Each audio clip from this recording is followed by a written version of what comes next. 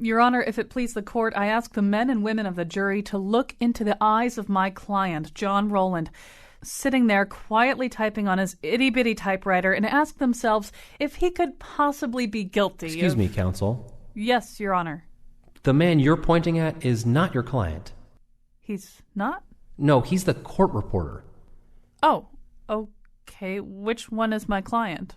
That man, seated there. Wow. He looks incredibly guilty. Ladies and gentlemen of the jury, let's go at this from a different angle. My client was depressed, understandably, because he lives in Connecticut, where there is a terrible malaise and a stagnant economy. People are crazy unhappy here. Your Honor, my client is innocent by reason of insanity. He was crazy unhappy because of the mess created in his own state by decades of incompetent leadership. Yes, but wasn't your client governor for 10 years of that time? That was not mentioned to me. Still, just because he was a lousy governor, that doesn't make him a murderer, Your Honor. He's not on trial for murder. He's on trial for offenses having to do with disclosure requirements in our federal election laws. They dragged me away from a Simpsons marathon for that? Your Honor, this kind of thing was not covered in any of the Law & Order episodes I watched to prepare for this trial. I move for a mistrial based on incompetent counsel. So ordered. Case dismissed. Yeah, Johnny G, high five. No? Okay, be like that. Today on the Scramble, a New York Magazine writer asks, what's the matter with Connecticut? Also, a preview of the Rowland trial and the saga of a supermarket where the workers loved their CEO enough to walk out for him. And now, observing a moment of silence for the Russian outer space sex geckos. Colin McEnroe. Yeah, this is a very hard day for me. As you probably know, the Russian sex geckos who were being experimented on. Their mating habits were being observed in space. They arrived home and they are not alive. We're going to do a three-part show today. As you heard, in the second segment, we will be talking to Norm Pattis, a criminal defense and civil rights lawyer, give us a preview of the trial of Governor John G. Rowland. There'll be a pretrial conference in New Haven today at 4, and then things get rolling, assuming they don't cut a deal today. Things get rolling tomorrow in New Haven, federal court tomorrow. Did I say that tomorrow? All right. That'll start tomorrow morning. And then in the third segment, Casey Ross, a business reporter for the Boston Globe, has been going to tell us this amazing story, which I haven't followed all that closely, but I got really interested in it over the last week about Market Basket, which is a chain of supermarkets in Massachusetts and I guess other New England states, but not here, where which may contribute to our malaise for all I know, where they loved their CEO so much that when he was squeezed out by other members of his family in kind of a takeover, they walked out the employees walked out too, and didn't come back until the CEO came back. So anyway, we'll give you sort of a sense of that story. It's not, I mean, in an age of CEOs who kick puppies on elevators, it's a different kind of relationship with the CEO. We need more of those. And in an odd way, both of those stories, the Rowland trial and perhaps the story of the relationship between rich CEOs and their workers, which is not typified for the most part by Market Basket, play into our first segment. It's a conversation with Annie Lowry, a contributing editor at New York Magazine. She's got a piece, What's the Matter with Connecticut?, in which she sort of wonders about, first of all, a malaise that it has been debated and talked about in a newspaper letters to the editor and columns by peculiar newspaper columnists, but also seems to really play out in some real economic indicators and really does seem to tell a story of, among other things, economic equality, which contributes to a kind of stagnation. So when this went up, we all got very interested, and here's Annie Lowry to talk to us. Welcome to the show. Thanks for having me. So what got you started on this? I mean, you do start your piece off with some letters to the editor that did appear in the Hartford Courant. Is that what triggered your interest in this, or have you been sort of watching the inequality question in Connecticut for a while? You know, I had been thinking about it for a long time before this, but then, saw the letters. And I think that part of what was interesting to me about the letters was that they seemed to basically typify this sort of, it's well known that Connecticut is a state with a lot of wealth and a lot of inequality and something of a jobs problem like a lot of other states have as well. But it just seems to be this kind of like vocalization of something that I think is like very apparent to a lot of people in the state, which is that, as nice and as lovely as Connecticut is, as wealthy as the state is, as big of a middle class as it has, nevertheless it has this kind of funk going on if you're not somebody who's sort of in the top 1% or 5% of earners. So, and by that standard, I mean, Connecticut is sort of the best of states and the worst of states. It has an incredible amount of wealth, by some measures the wealthiest state in the union, also by some measures the worst off state of the union, 50th in economic growth. That's never good. And as you point out, also in some ways the most unequal state. The average 1%er earns 41 times what the average 99%er does, that's a very high multiplier rate. So when you look at that, I mean, it does sort of, as you say, it invokes the work of Thomas Piketty, the very important economics book, which I will not even pretend to have read, but a lot of people are, So that's a book about inequality, and it's really a book that kind of traces globally the phenomenon you're talking about, writ small here in Connecticut, right? Yeah, and so I think that what that book helps sort of explain is that like Connecticut is sort of similar to maybe a Silicon Valley or a New York, in that it has sort of two separate economies that are functioning really differently for your average middle class Connecticut resident versus your average financier who's living in Greenwich. And so that second economy has been working really well, right? Like the Dow Jones has been going up. Financial firms did really poorly during the recession, but since then the hedge fund industry has rebounded.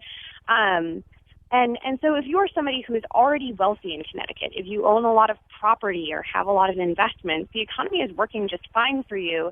But a kind of generalized engine of job growth, those kind of like middle class or lower income jobs that most people in the state have, that hasn't been working so well. And that's been a very long-term trend, right? Like nothing is really new here, but the state's median income, so the income of like if you lined up everybody, the household right in the middle, the income of that household has been declining for a really long time. I think since the end of the 1980s, if I remember correctly, once you account for inflation. And so, if you're somebody, and that kind of helps explain what's happening, how Connecticut can, on the one hand, be not growing, and on the other hand, be so rich and getting richer. So, of course, in some ways, the remedies that Piketty talks about are really difficult to implement in a Republican form of government. I mean, a small R Republican form of government. They argue for more of a state of federalism, right? I mean, Piketty basically says sooner or later you have to go out after some of that wealth. You have to get it doing other things besides just sitting there accumulating on behalf of 1%ers. It's going to got to get out there and stimulate job growth and benefit the other 99% of the people. The difficulty here is that, with 50 different state governments, you have 50 different sets of economic policies, and you have a system that begins to pick winners and losers, right? You have a system where, you have an incentive to dumb down your regulations, lower your tax structure, and maybe also lower the quality of your government in order to attract the business that's unhappy in Connecticut. Yeah, exactly. And I think that this gets to these kind of like really thorny policy questions about what would boost Connecticut's growth, improve the growth of the middle class, and if you were doing those policies that would help your sort of average Connecticut resident, would they end up pushing away the financial industry? Would they end up overtaxing really wealthy people? You get into the question of, are those really wealthy 1%ers actually creating very many jobs in Connecticut? Because in many cases it seems they sort of aren't. And so, if you're looking at a national level, I think that the policy questions are very different. If you're looking at a state level, it's a lot about how can you attract residents and businesses that would go to, Massachusetts or New York or Florida or any other state versus Connecticut. And that's kind of the question that I think is facing the state is, what has it done that has become less competitive compared to the states around it, or that states are attracting businesses that might in another year have gone to Connecticut. And there, I think that you could, and people have written books about the best government policies, but it's really, really tough. to know how to draw businesses in without hurting people who are already there also. You know, I do think, and there's a comment on the comment thread of your article, and I'm pretty sure I know who even wrote it. And I think he's got a lot of it right, which is that part of Connecticut's problem is that Connecticut's problems didn't start in 2014 or even 2010 or maybe even in 2000. That there's been a pretty unimaginative economic development policy, and certainly Connecticut missed the IT boom, right? And when Route 128 and other kinds of IT sectors were being developed in other states, Connecticut just kind of didn't do that. So that right now we've got a governor who's trying to get us into biotech and essentially bribing Jackson Labs to come here and start this new kind of genetic research stuff. We're very late in the game, and it's almost like 20 years of economic imagination in America bypassed us. Right. I think that's right. Although, I mean, the only caveat that I would add to that is that in a lot of cases, those technology businesses are not necessarily generating a ton of jobs either. So you can look at like the state of California, for instance, which has obviously, just a tremendous number of technology firms, but it still has a really high unemployment rate. And I guess that, the only thing to soften that is I do think that, if you look at the kinds of jobs that Connecticut could be bringing in, it still has a very highly educated workforce. It has an amazing infrastructure. It's close to, obviously close to Boston, it's close to New York.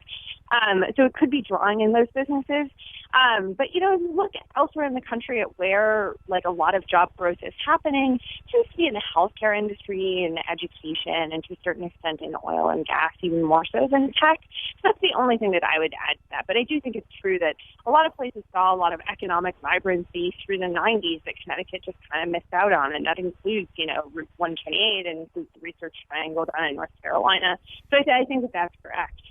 And one of the things that we sort of also have to face is, for all of the reasons that you just said, because of who is here in Connecticut and what Connecticut historically has been, you can't look nationally and apply a one-size-fits-all solution. Right. I mean, something that's going to help Mississippi or Arkansas is probably not going to help Connecticut. Connecticut did seem to make some mistakes in terms of building infrastructure. This is a very difficult state to get around in. And that really militates against certain kinds of migration here. There's some people who just kind of don't want to come to a state where traffic jams are kind of the normal order of business. Another problem we should have addressed during the 1990s. But when you look at these national solutions, I mean, it does seem to me anyway that the things that work in Mississippi are not going to work here in Connecticut. Yeah, that's absolutely right. And when you look back to, when Connecticut was experiencing a really good economy that was creating a lot of middle class jobs, it was really back in the 80s when defense spending was increasing. One other thing that, it didn't get into in the article because it just didn't have space was that actually defense spending grew hugely into 2000. It just happened to be that a lot of firms in Connecticut didn't sort of join in that, or that they got contracts but those jobs weren't located in Connecticut. So I do think that it's going to have to be some sort of sectoral strategy that brings businesses in. And I think that, one other thing to mention is that if the economy just in general were growing faster, that would benefit Connecticut too, right? Like, to a certain extent, the problems that you see in Connecticut are also the problems that you see throughout the country, where you're still experiencing this really high inequality, relatively slow rates of growth, and a pretty bad time for the middle class.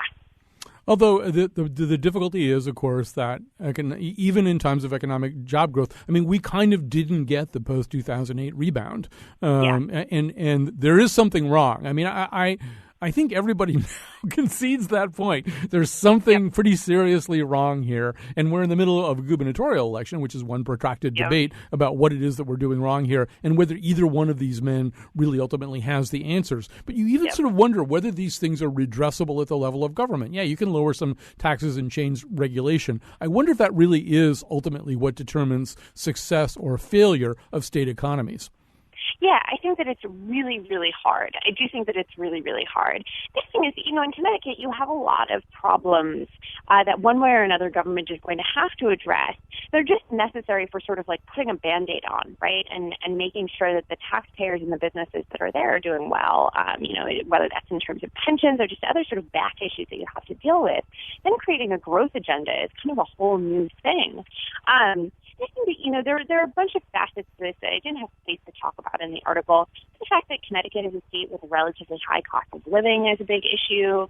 The fact that in some cases the tax burden or the regulatory burden on businesses is pretty heavy. That's an issue. But those are things that perhaps government can address.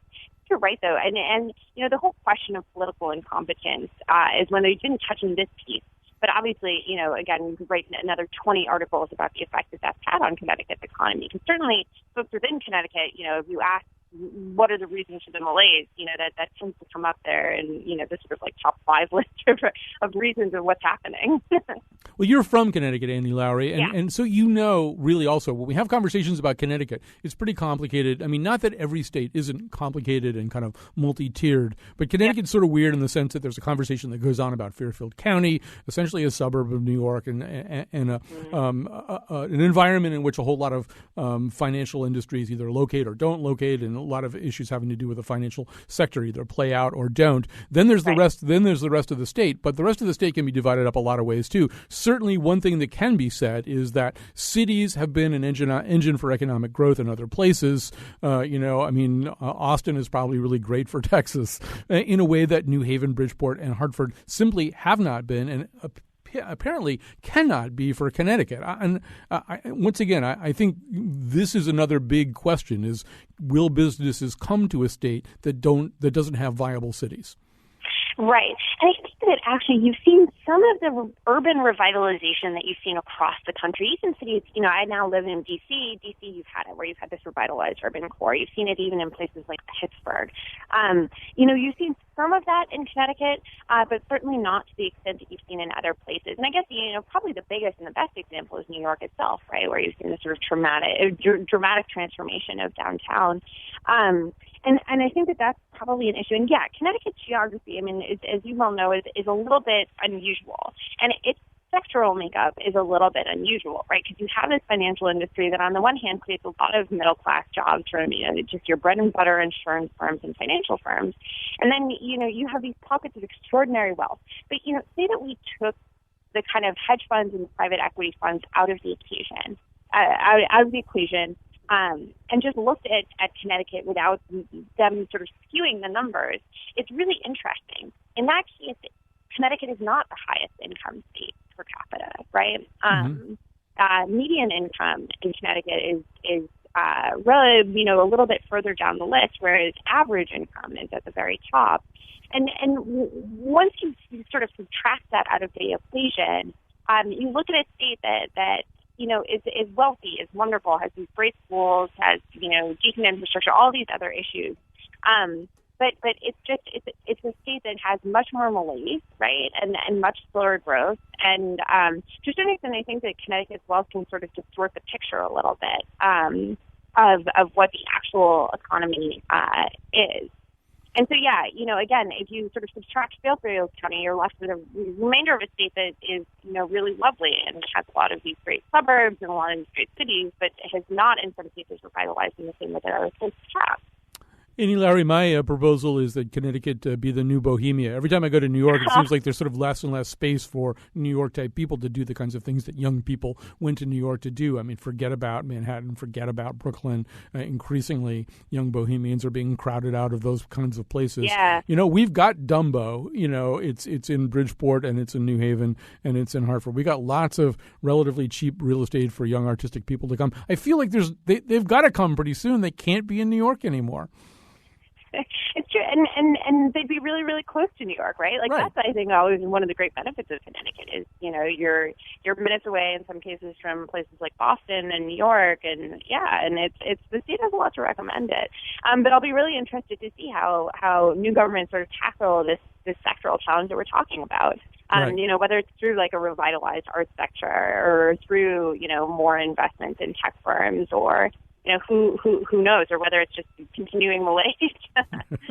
Well, we know we can do that part anyway. The continuing malaise, we've got that knocked. Annie Lowrey, so great to talk to you. Annie Lowrey, contributing editor for New York Magazine. Get on their website, nymag.com, and check out her piece on what's the matter with Connecticut. We will take a break. We'll come back. We'll preview the trial, assuming there is a trial. There's no guarantee. There are 11th hour solutions of John Rowland.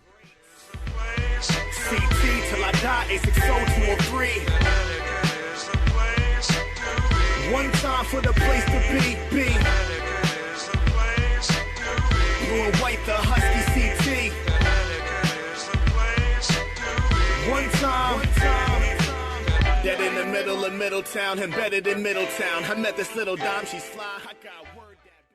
Well, before I head into this next segment, let me also just tell you that actually officially, 2 days ago was our 5th anniversary of the Colin McEnroe Show. We want to celebrate it with you, the listeners. So we're inviting all of you. I mean, if all of you show up, it's going to be kind of a problem. But we're inviting you, as many of you as would like to come to a party. It's going to be September 30th. It's at the brand new Infinity Hall in downtown Hartford. Admission will be a whopping $5, one for every year of our existence. And I think you get a couple of drinks and some food and stuff. And we'll have some ways to entertain you, but also all your favorites from the show, plus some of the behind-the-scenes gang that you haven't really ever had a chance to meet, plus nose panelists and God knows what else. Anyway, we'll all be there with some music for you, too, to find out more about, actually, just to buy your ticket. You could probably plunk that $5 down right now. You go to eventbrite.com. That's EVENTBRITE, unfortunately, eventbrite.com. And if you just type my name, Colin McEnroe, into the little search field there, you'll get the event that we are, and you can reserve your ticket. And you should reserve a ticket because I do feel as though this one may sell out. Anyway, it's time to move on. New Haven is the place to be today. Bill Clinton was there for a Dan Malloy rally just a few minutes ago. And then this afternoon there will be a pretrial conference before the trial of John Rowland begins tomorrow. John Rowland goes on trial, the former governor of Connecticut, for charges having to do, and it's a hard thing to explain, but having to do with violations of the federal campaign finance laws, particularly vis-a-vis disclosure. Essentially what is being suggested was that he approached 2 different congressional candidates, was rebuffed by the first one and accepted by the second one, with a plan to do work for them that wouldn't be visible to election scrutinizers. So in other words, he would be paid a different way. He would be paid through a different entity. So this would allow him to do this work without attracting any attention, and there are various reasons for that, including the fact that he had a somewhat checkered past, and maybe candidates wouldn't want to be associated with him. Anyway, I hope I've set the stage halfway decently. Joining us right now is Norm Pattis. He is a criminal defense and civil rights lawyer with offices in Bethany and New Haven, and he blogs at pattisblog.com. He's the author of Taking Back the Courts and Juries and Justice. Welcome back to the show, Norm Pattis. Thanks, Colin. Thanks for having me.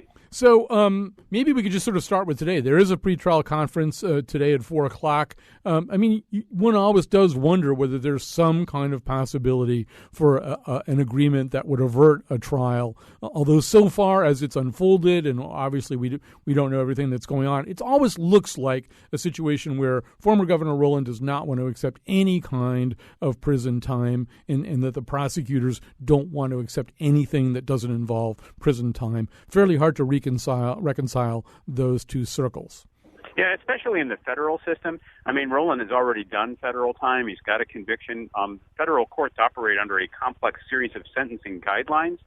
His prior criminal history will cost him here. So I don't think a negotiated plea that avoids prison is possible. And if that's going to be the sticking point, then trial is inevitable. Let's sort of dial it back a little bit because, in fact, the jury selection process has already been completed. That's something that you've actually written about on your blog and talked about. Explain to us how it's different from the state process. Connecticut has a unique manner of selecting jurors, unique of every jurisdiction in the world, frankly. I'm not aware of another that does it like it. In each case, we get to question potential jurors individually outside the presence of others. So, for example, in a murder case, it may take 2 weeks to pick the jury, 3 or 4 days to try the case. Federal court operates on the basis of what's called groupe voir dire, to speak the truth is the French for it. And in that case, jurors are asked questions as a group, not outside one another's presence. There's a wrinkle in the groupe voir dire process, however, and that is when jurors want to bring up information that may taint or poison the panel, they do so at sidebar. In the Rowland case, this was done systematically, leading me to wonder why members of the press weren't concluding that significant parts of the trial were hidden from public view. So you're saying you're surprised that the press didn't complain more about the fact that it was impossible to know the basis on which jurors were seeking disqualification? Absolutely. I mean, voir dire is, according to some, the most important part of trial. I'm not sure I subscribe to that view, but nonetheless, a public trial means a trial that is conducted in transparent circumstances. The public simply doesn't know what the backstory was. They don't know what questions were on the Rowland campaign's mind, what reasons it had for seeking to exclude people, or for the government, for that matter. So I was a little offended by the practice.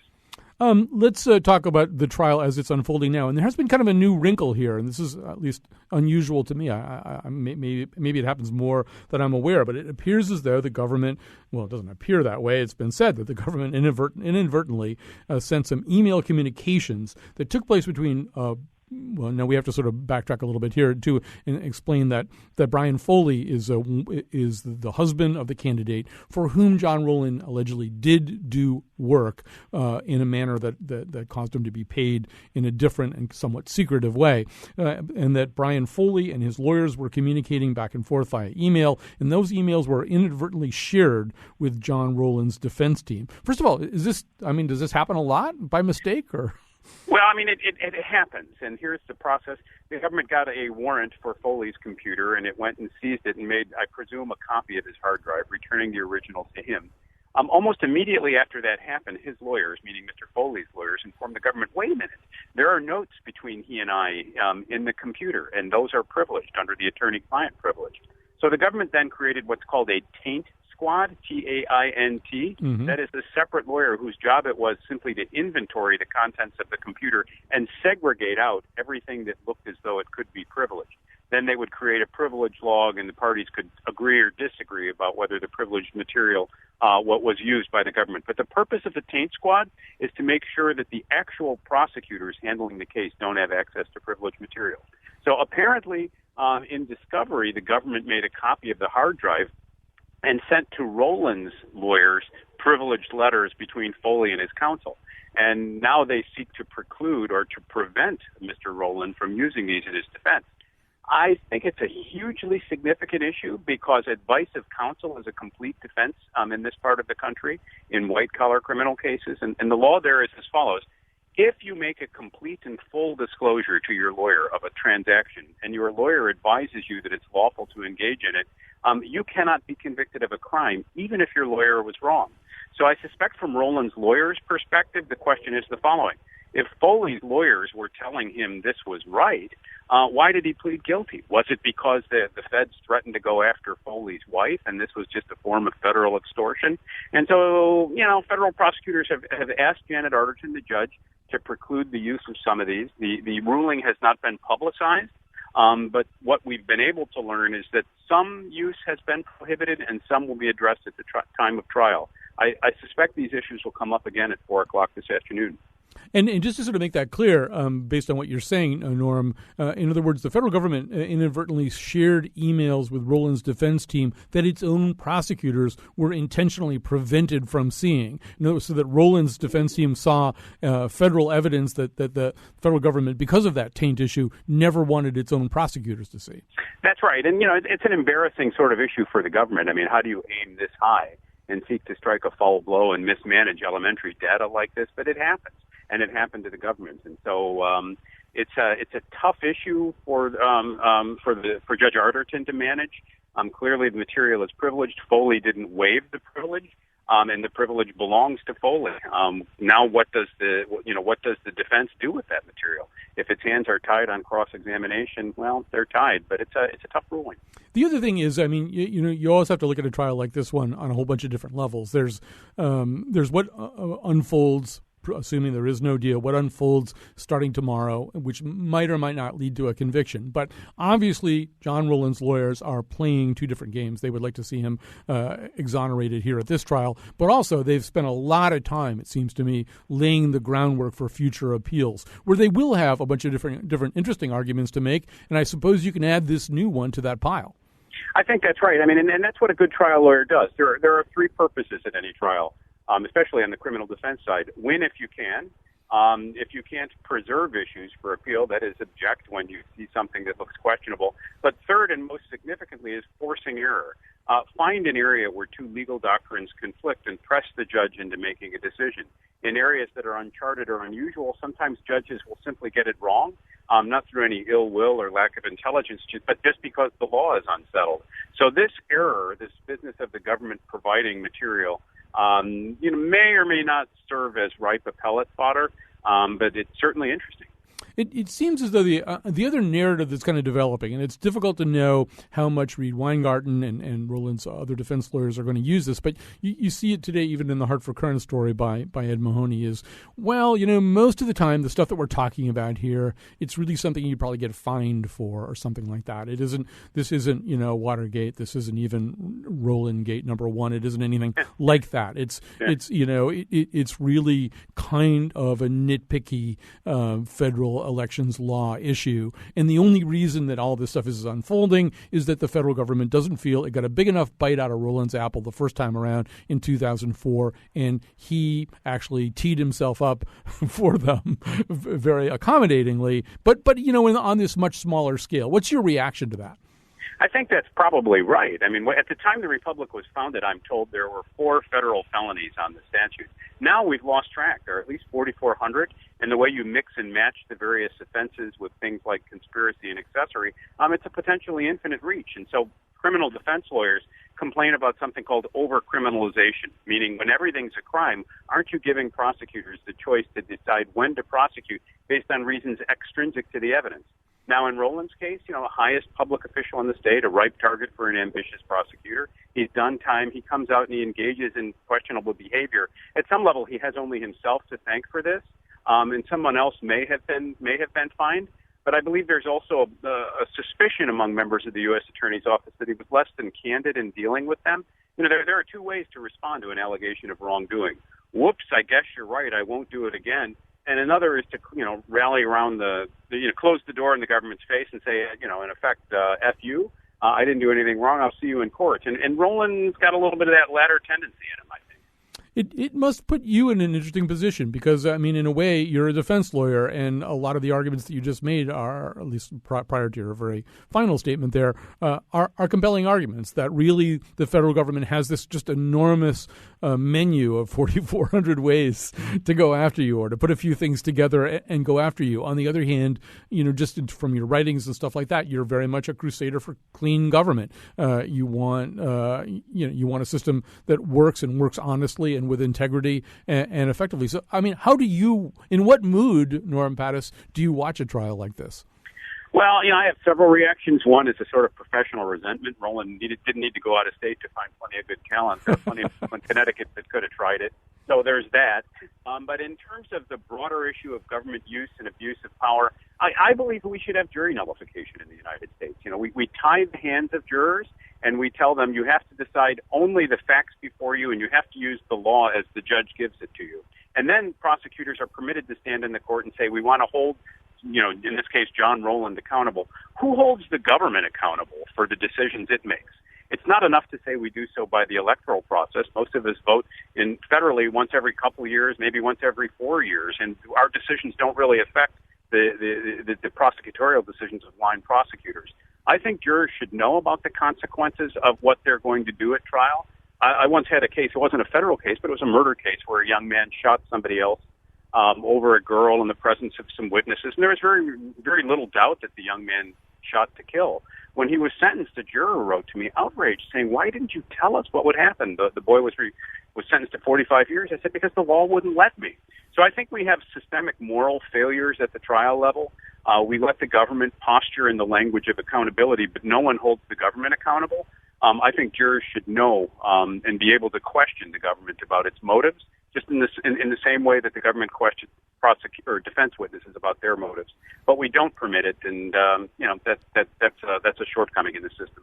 Norm Pattis, I should have asked you this earlier in our conversation, but let me just sort of go back to this. One of the, before we started talking about the emails that went back and forth between Brian Foley and his lawyers, we were talking about other emails, and one of the things that that is a characteristic of this trial is there really is quite a lot of email back and forth about this. This wasn't a set of conversations that was had in parking lots. At least it wasn't exclusively in parking lots. They emailed back and forth about this, and they emailed back and forth about in a way that to me just casually reading these emails, looks like an intent to deceive anyway. It looks like, nobody's going to ever figure this out. Nobody's ever going to know about this. How much does that count in a case like this? It's enormously damaging. I had a case not long ago where there were 6,000 emails. The government selected the 50 it didn't like and that looked the worst and couldn't read them to the jury often enough. Mm-hmm. So these admissions, these emails of Rowland's will be admissible as admissions of a party opponent or of his own. Foley's will be most likely admissible as admissions of a co-conspirator, and they're going to have to eat every one. Now, the challenge for the Rowland team is to reframe or recontextualize these emails, and if they look as though they're trying to hide something, maybe recast that as just trying to preserve a right to privacy. But I think the fundamental issue for the Rowland camp is it's going to have to show value for the consulting work that Rowland did. What the claim is that this was really a smokescreen to hide his campaign-related work. And unless the defense can show that he actually performed some bona fide consulting work, I think he's in a lot of trouble. It's odd too. We've just had a conversation with Annie Lowry before you came on about sort of how Connecticut is perceived and how Connecticut perceives itself, whether or not there's sort of a Connecticut malaise and whether or not that's based on our failure to grow economically. In a way, you look at this trial unfolding and you think, wow, there's some interesting connections here, including Connecticut's really peculiar reputation that started to grow up during the 1990s and early 2000s, particularly the early 2000s, as a place where politically elected officials were corrupt, not just Rowland, but a whole series of other ones. And then also this world that kind of constituted the first set of John Rowland offenses, in which an awful lot of state money was directed at projects for politically connected people, as opposed to building up infrastructure based on what's really necessary, what would really sort of help foster growth in Connecticut, would help people get around. There was this sort of, his style of governance was so much about building stuff that seemed to fit in to the plans of political contributors and people who gave him hot tubs and worked on his lake cottage. I just sort of wonder when this Rowland legacy ever goes away. I feel like I'm still having conversations that don't necessarily involve his name, but are about things that he did. Well, Waterbury has historically been an unusual jurisdiction. I mean, in the 1930s, I believe it was, mayor was indicted. There was Mayor Hayes, and then, you through the Santa Pietro administration, you look through problems with other mayors and with Rowland. It's almost like the rotten borough of Connecticut. The U.S. Attorney's Office here is very, very vigilant on public corruption cases. I don't know why they choose to bring them. I don't think anybody's suggesting we become a federal receivership. But at some level, I think that the decision to bring a close case or a marginal case, as this may be, against Rowland, needs to be rethought, and the damage to trust in public institutions needs to be reckoned. I'm no fan of John Rowland, but I'm not offended by the allegations in this case. In my view, it looks like business as usual. Yeah, he crawled back up on the golf tee. All right, Norm Pattis, thanks so much for your time. Appreciate it. Thanks for having me, Colin. Be well. All right, and when we come back, we're going to talk to Casey Ross about this remarkable story of a group of workers who liked their CEO so much they didn't want to work for anybody except him.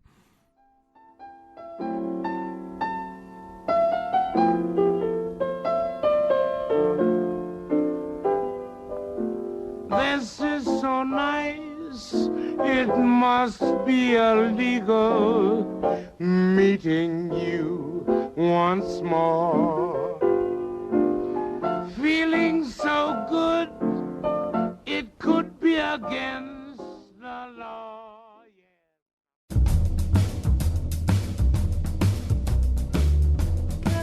As a matter of principle, I've vowed not to look at the nude, leaked photos of Jennifer Lawrence, Kate Upton, and Kirsten Dunst. It's just wrong. Wow, this day is just crawling by. I probably shouldn't have made that vow and also tried to give up Candy Bird on the same day. Today's show was produced by Betsy Kaplan and me. Greg Hill appeared in the intro and tweets for us at WNPR Colin. Katie Tolarski is our executive producer. The part of Bill Curry was played by the Duchess of Cambridge. For show pages, articles, and leaked nude photos of a flan prepared by the Faith Middleton Show staff, visit our website, WNPR.org. On tomorrow's show, Kevin Hines, the author of Surviving a Suicide. And now, back to Colin. Yeah, so it's the day after Labor Day. We thought we'd tell you a Labor Day story, or we'd get Casey Ross to do it. He's a business reporter for the Boston Globe. He's taking time out from his many calls to Hollywood to find out who's going to play him in the movie that's being made, I'm sure is being pitched somewhere anyway, about the Market Basket saga. So first of all, Casey Ross, welcome to the show. Thanks very much for having me. And so set the stage for us. This story, which is about a supermarket chain in Massachusetts and I think other New England states, it kind of starts really with a family feud, maybe more like Game of Thrones than like Norma Ray. Yeah, it's a family feud that really dates back to the early 1990s. Basically, at the heart of the dispute are two cousins, Arthur T. and Arthur S. Demoulas. Arthur S. accused Arthur T.'s father, whose name is Telemachus, a very Greek family here. He went by Mike, actually, Telemachus Mike Demoulas. So Arthur S. accuses him of stealing his and other family members' shares in the company back in the early 1990s, and ended up winning that lawsuit and was awarded a $500 million judgment.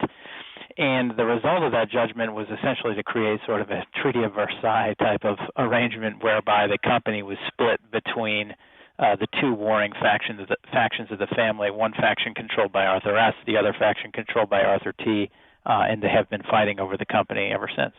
And so, meanwhile, Arthur T. became a kind of CEO, an unusual kind of CEO in the modern life of America, one that who was apparently beloved by his employees, as they later proved. But even before they proved it, I mean, do we know what it was that made him so special in the hearts of a bunch of supermarket workers?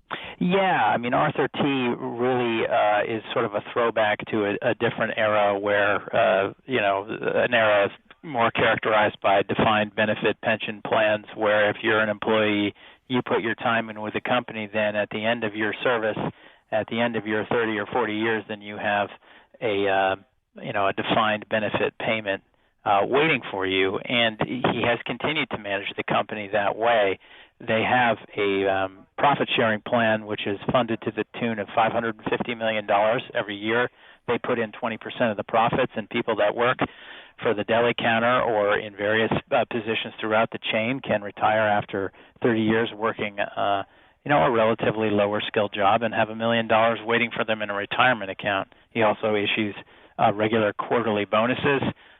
He knows many of the employees personally. He has a personal touch where he gets to know their families, and he's always very solicitous and asking about them. So, he ended up being, beloved by many of his employees.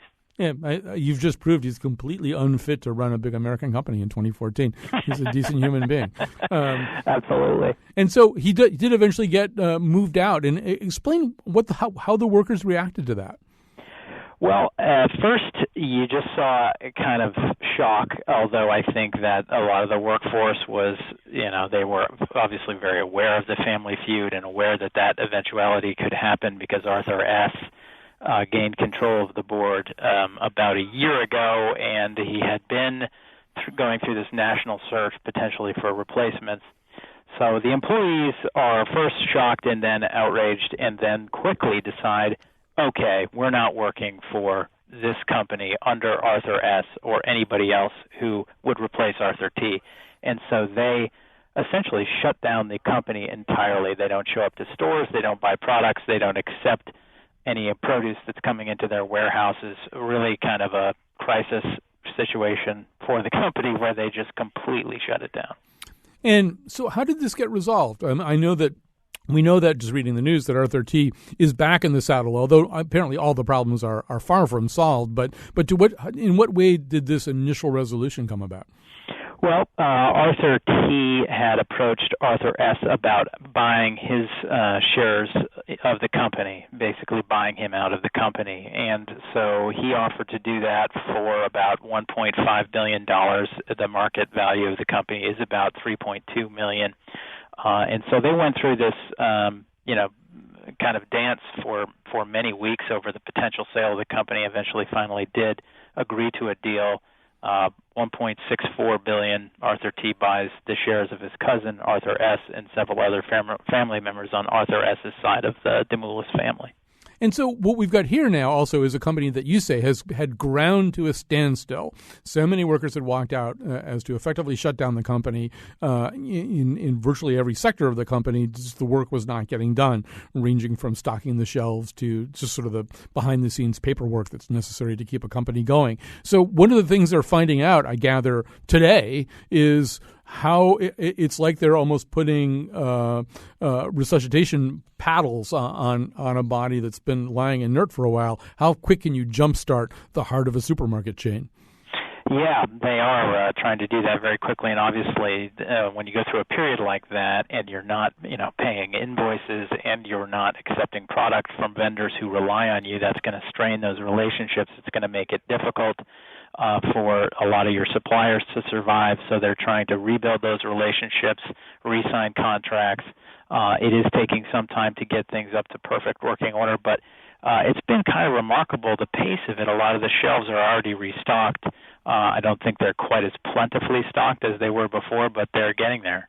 So and so the stories that we're reading now, and I don't want to put too sunny a face on this, but I mean it really does.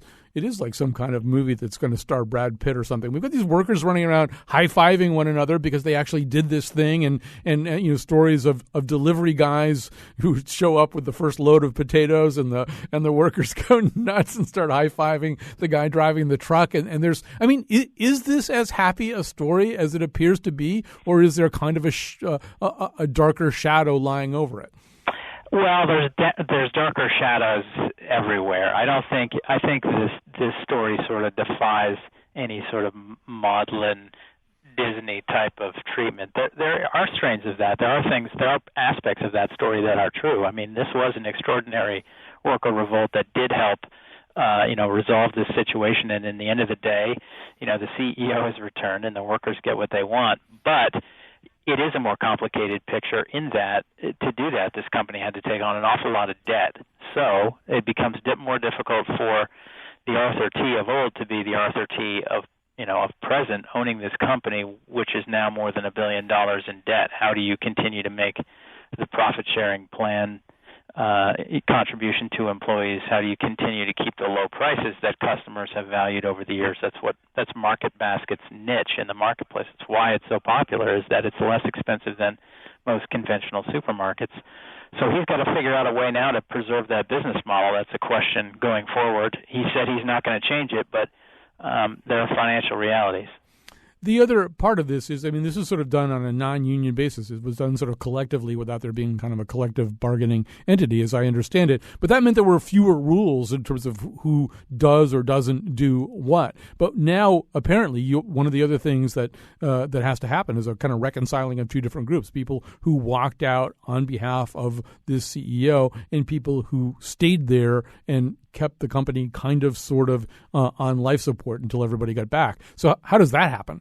Right. I mean, there is absolutely that issue and that tension between workers. I mean, you had people, being labeled as scabs who were continuing to go to work when they probably couldn't afford to do anything but that. But you definitely have that tension among the workers where people who decided to keep working through the protest and didn't walk out with their fellow employees are, I'm sure now feeling an awful lot of the cold shoulder from some of the employees who did protest. So I'm sure that that's going to take, weeks, months, years to get over for the company. It's always, I think, going to be there. Casey Ross from the Boston Globe, so great to talk to you. Thanks for sketching out this kind of amazing story for us. Sure. It's my pleasure. All right. So we're done today for the Scramble. Thanks to Betsy Kaplan, who labored long and hard to pull this show together. I do want to, once again, emphasize, I can't emphasize enough, September 30th. You have essentially a month to make your plans. And what you should do today is go to Eventbrite. That's Brite, unfortunately. Eventbrite.com. You can type type my name. Don't type your name in. That won't do you any good at all. Type my name into the search field. You'll get a whole little form so you can order your tickets. I also think you can do it at WNPR/events. So WNPR.org/events. But we'd love to have you come to this party at the Infinity Music Hall on September 30th, our 5th anniversary. It's our chance to thank all of you for keeping us alive, just like Market Basket. He is all we need. He is